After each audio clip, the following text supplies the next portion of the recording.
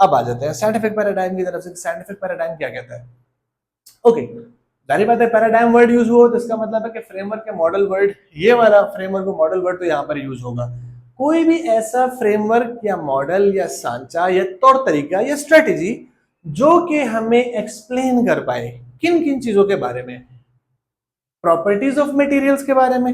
देखिए, इस दुनिया में बहुत सारे मटेरियल्स हैं, अगर हम उनकी प्रॉपर्टीज को जानते हैं, जानना चाहते हैं, या फिर न्यू मटेरियल्स को बनाना चाहते हैं कि जिसकी अपनी अलग अलग स्पेसिफिक प्रॉपर्टीज हो, तो अगर मैं प्रॉपर्टीज ऑफ मटेरियल्स को स्टडी करता हूं या फिर न्यू मटेरियल्स जिसके अलग अलग खवास हैं, अलग अलग प्रॉपर्टीज हैं, उनको स्टडी करता हूं, या फिर यही साइंटिफिक पैराडाइम मेरे लिए एज अ गाइड बनकर आता है, जो मुझे रिसर्च और डेवलपमेंट वाली फील्ड में मुझे बहुत सारी चीजें अय्या करता है, आश्कार करता है, मेरे सामने वो चीजें डिस्प्ले करता है रिसर्च और डेवलपमेंट के टाइम पे, एज अ गाइड मेरे सामने मतलब मेरे लिए सर्व करता है।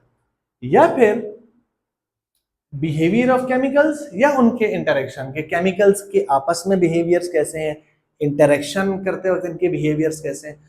अगर मटेरियल्स की ये मालूमात मुझे किसी मॉडल के थ्रू पता चल जाए तो वो साइंटिफिक पैराडाइम कहलाएगा। मैं दोबारा बता देता हूं, साइंटिफिक पैराडाइम एक ऐसा मॉडल है, एक ऐसा फ्रेमवर्क है जो कि हमें एक्सप्लेन करता है, बताता है प्रॉपर्टीज ऑफ मटेरियल्स के बारे में, नए मटेरियल्स के बारे में, एक हमारे लिए एज अ गाइड सर्व करता है रिसर्च और डेवलपमेंट फील्ड में, और हमें डिफरेंट केमिकल्स के बिहेवियर और उनके इंटरेक्शन के बारे में बताता है। आई होप समझ आ गया होगा।